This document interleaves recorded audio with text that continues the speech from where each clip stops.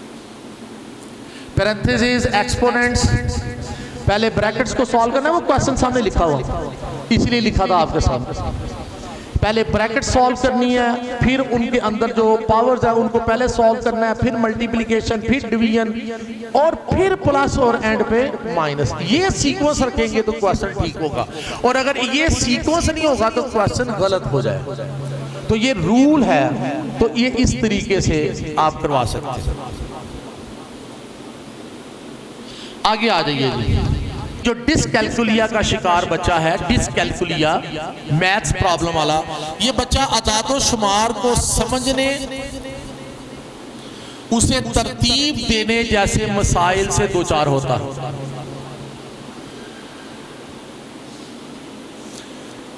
वक्त नहीं बता सकता, मनी एक्सचेंज में प्रॉब्लम, टेबल्स याद करने में प्रॉब्लम। अब आ जाइए नेक्स्ट, डिस्प्रेजिया। डिस्प्रेजिया जो है ये एक ऑर्डर में, एक सीक्वेंस में, एक बैलेंस के साथ इन बॉक्सेस को नहीं रख पा रहा। पेंसिल पकड़ने का स्टाइल इस बच्चे का देखिए। एक वालदा मेरे पास आई चंद दिन पहले की ही बात, उसने कहा देखिए कितने दिन हो गए बच्चे को स्कूल में आते हुए, अभी तक सर उसको पेंसिल पकड़नी नहीं आई, ऐसे पेंसिल पकड़ता। ये उस माँ ने मुझे खुद बताया, ऐसे पेंसिल पकड़ता। पहले तो मुझे थोड़ी सी हंसी आई, लेकिन मैंने कहा मैंने क्या बताऊं इन्हें, इस स्टेज पर ये क्या समझेंगे कि ये बेसिकली आपने खुद ही अपने बच्चे को नहीं पहचाना कि ये जो है ये डिस्प्रेजिया का शिकार है, ठीक है ना।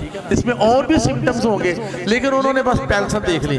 तो ऐसे बच्चे अमूमन पेंसिल इस तरह पकड़ते हैं और बड़े जोर से पकड़ते हैं, और अगर आप उनको सिखा भी देंगे ना सही पेंसिल पकड़ना, फिर भी बड़े जोर से पकड़ेंगे, अमूमन इनके हाथ से कलर्स वगैरह, पेंसिल वगैरह टूट जाएंगे।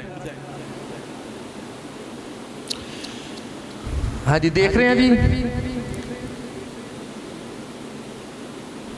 कटिंग प्रॉब्लम्स, शर्ट के बटन लगाने में प्रॉब्लम, जिप। अच्छा, आपने देखा होगा बाज बच्चे जो हैं उन्होंने जैकेट पहनी है सर्दियों में, उनसे जिप नहीं बंद होती जैकेट की, क्योंकि वो जिप जो है वो दूसरी जिप में, दूसरे पोर्शन में डालकर फिर पिन ऊपर खींचनी होती है, वो डाल ही नहीं पाते।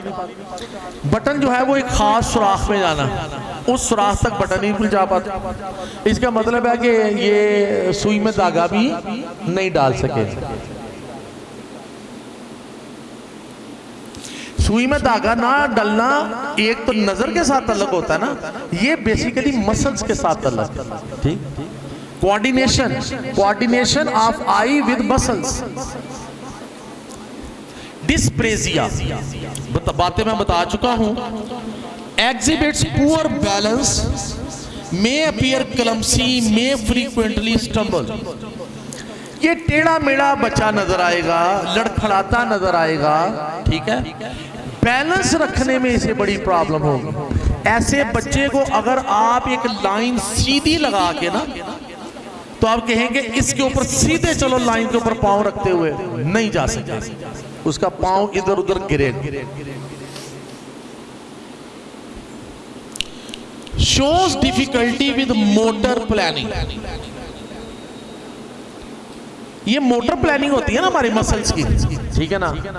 ये मैंने माइक यहां से उठाना है तो ये उठा लिया, सामने से बॉल आया है तो मेरा eye coordination with my motor skills वो अगर बिल्कुल ठीक है तो मैं बॉल इधर जा रहा है तो ऐसे पकड़ लूंगा, इधर आ रहा है तो इस हाथ से पकड़ लूंगा। क्यों? Eye coordination with motor skills बिल्कुल स्ट्रांग है। ऐसे बच्चों में क्या होता है, ये किसी चीज की वेलोसिटी को भी नहीं जान पाते, वो किस स्पीड से आपकी तरफ आ रही है। भाई एक चीज बड़ी स्पीड से आपकी तरफ आ रही है और आप पहचान जाएं कि ये बिल्कुल अगले 4 या 5 सेकंड में आपको हिट कर देगी, तो आप बचा जाएंगे अपना आप। ठीक है। लेकिन ये बच्चा चूंकि जज नहीं कर पाएगा, देख भी लेगा लेकिन आगे से हट नहीं पाएगा टाइम पर। और फिर ऐसा भी है कि उसने किस डायरेक्शन में आ रहा है और कैसे हटना था, इधर जाना था या इधर जाना था, चूंकि उसके मसल्स की कोऑर्डिनेशन उसकी आई के साथ नहीं है, तो लिहाजा वो हो सकता है कि बच रहा था तो मोटर के आगे आ जाए, इस तरह हो जाता है। अच्छा, ऐसे बच्चे जिस्म के दोनों साइड्स पर कोऑर्डिनेट करने में प्रॉब्लम होती है, दोनों साइड्स पे। ये जो फुटबॉल का गोलकीपर होता है उसकी बड़ी स्ट्रांग ये वैल्यू होती है इस हवाले से कि जब वो किक मारने के लिए आता है प्लेयर प्लेंटी स्ट्रोक पर स्पेशली, तो वो दिखाता इधर है मारता इधर है, और कभी जिधर दिखाता है उधर ही मार देता है, कभी जिधर दिखाता है उधर नहीं मारता, ठीक है ना। लेकिन वो पहचान रहा था, उसका लेफ्ट और राइट कोऑर्डिनेशन बड़ा स्ट्रांग होता है। वो जितना ज्यादा स्ट्रांग होगा उतने ही वो गोल बचा जाएगा, उतने ही गोल बचा जाएगा। Has poor hand eye coordination, वही मसल वाला।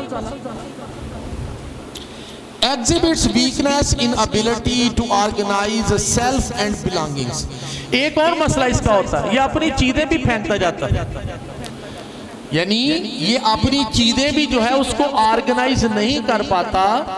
यानी अगर क्लास में चेयर पर बैठा हुआ है तो इसकी किताब भी गिरी होगी कहीं पर, इसका पेन भी आगे गिरा होगा, हो सकता है इसका इंक पार्ट जो है वो जमीन पर गिरी हो, तो ये चीजों को भी अच्छी तरह कोऑर्डिनेट नहीं कर पाता, सही जगह पे नहीं रख पाता। अच्छा, अब इस बच्चे की एक और प्रॉब्लम होती है कि ये सेंसिटिविटी टच के हवाले से बड़ा सेंसिटिव होता है। डिस्प्लेजिया का शिकार बच्चा टच के हवाले से बड़ा सेंसिटिव होता है। अक्सर वो पेस्तर चीजें तोड़ देगा। क्यों तोड़ेगा भला? क्यों तोड़ेगा? घर में है, पानी पीने के लिए गया है, शीशे का गिलास तोड़ दे, स्टील का गिलास गिरा दे। कोऑर्डिनेशन नहीं ना, आई कोऑर्डिनेशन नहीं है। वो आई और हैंड कोऑर्डिनेशन जो होता है ना, कि मैं किधर देख रहा हूं, किस चीज को किस स्पेस से किस स्पीड से मैंने पकड़ना है, वो आई कोऑर्डिनेशन। लिहाजा इससे चीजें अक्सर पेस्तर टूटेंगी। अगर इसको कहा जाए ना कि आपने ड्राइंग का पेपर करना है और ये दो लाइनें हैं या ये पिक्चर है, ये हालो पिक्चर, इसके अंदर आपने कलर भरने हैं, तो ऐसे बच्चे के कलर हमेशा उस लाइन से, उस बाउंड्री लाइन से बाहर आएंगे, उस बाउंड्री लाइन से बाहर आएंगे। अच्छा, ऐसा बच्चा जो है वो जो कपड़े भी पहनता है, अगर वो भी रफ हो तो उससे भी इरिटेट होता है, उससे भी इरिटेट होता है। ये डिस्प्लेजिया का शिकार बच्चा जो। अब इसकी एक पहचान लिखिए, फिर मैं सलूशन बताता हूं। जरा सादा अल्फाज में लिख लीजिए। ये एक खास किस्म की माजूरी है, खास किस्म की, जिसमें बच्चे के मसल्स यानी पट्टे जो हैं उसकी हरकतों सकनात उसका साथ नहीं देती, और ये बच्चा सही गुफ्तगू भी नहीं कर सकता, क्योंकि उसमें भी ये देखिएगा, ये जबड़ों के पट्टे, ये मसल्स के पट्टे, ये देखे कितनी तेजी से जो है वो डिफरेंट साउंड्स निकाल रहे हैं, कभी ऊंची कभी नीची, कभी स्लो कभी तेज। तो ये सारे कोऑर्डिनेशन क्या है? मसल्स का कोऑर्डिनेशन ब्रेन के साथ। तो वो चूंकि कर ही नहीं पाता, लिहाजा इससे बेचारे से गुफ्तगू ही नहीं सही हो पाती, लड़खड़ाता है। पेरेंट्स को जो है ऐसे बच्चे के मतलब जरूर इल्म होना चाहिए और इसको इजाजत देनी चाहिए कि ये नाइजी माहौल में एयर प्लग्स का इस्तेमाल कर, ठीक है, रिसेस है, छुट्टी है, ठीक है ना, बिल्लें हो रही हैं, तो एयर प्लग्स का इस्तेमाल भी कर सकता है उस शोर से बचने के लिए। अगली डिस्ग्राफिया। डिस्ग्राफिया, अब मैं सिंपल सा सिर्फ आपको बताऊंगा उसकी पहचान। डिस्ग्राफिया का शिकार बच्चे जो हैं ये बेसिकली हैंड राइटिंग नहीं कर सकते। ये मजबूरी बच्चे के लिखने की सलाहियत में होती है। इस बच्चे की तहरीर जो है वो शिकस्ता, नाकाबिले फहम और बेतरतीब होती है। ऐसे बच्चे के लिए जो लिखने की प्रॉब्लम का शिकार है, एक सलूशन तो ये है कि आप ऐसे बच्चे को पास करने के लिए, चूंकि आता तो उसको है, लिखने में प्रॉब्लम है, तो ओरल टेस्ट ले लें। ओरल टेस्ट इसके केयरलेस वर्क की वजह से इसको आपने किसी भी हवाले से पनिश नहीं करना, क्योंकि इसकी नेचुरल प्रॉब्लम है डिस्ग्राफिया कि ये लिख नहीं सकता। इसको ऐसे नोट्स दे दिए जाएं जिसमें लिखने वाला काम कम हो, ताकि ये जल्दी अंडरस्टैंड करके कम लिखाई के साथ अपना रिजल्ट दे सके। अगर मैथ का पेपर इससे सॉल्व करवाएं तो बजाय इसको क्वेश्चन पेपर देकर कहेंगे ये रकमें उतारो और फिर इसको हल करो, तो अगर उतारी हुई रकमें यानी प्री प्रिंटेड क्वेश्चन पेपर उसको दे दिया जाए ताकि उसके अंदर वो अपना आंसर पुट अप कर सके। ऐसे बच्चे को अगर ग्राफ पेपर के ऊपर भी राइटिंग करवानी पड़े तो बेशक करवा लें। इसको आपने अंडरस्टैंड करवाना है कि पेंसिल की ग्रिप किस तरह होगी, ठीक है ना, और राइटिंग एड्स इसको देनी है।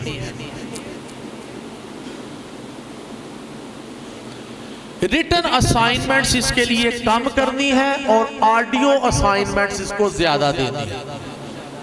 तो बहरहाल चूंकि हमारे एग्जामिनेशन सिस्टम में जो दो चीजें ज्यादा अहम थी, रीडिंग और राइटिंग, उसमें सैर हासिल बात हो गई है। मा अलैना इल्लल बलागुल मुबीन।